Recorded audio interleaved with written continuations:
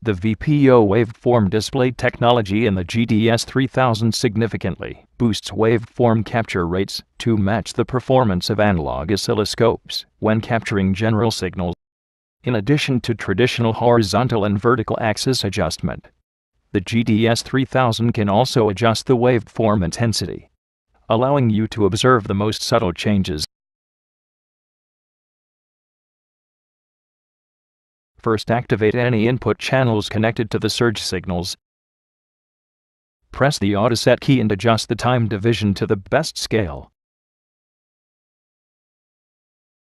Press the display button and set the Waveform Gray or color option on the bottom menu to color.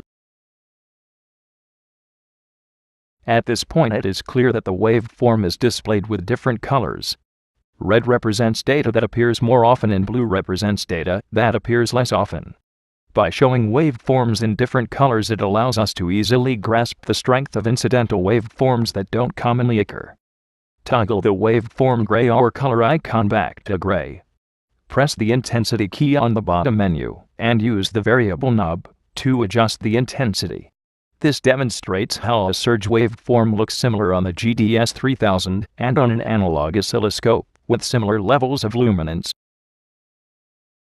Aside from incidental waveform analysis, VPO technology can also be used to also analyze video signals.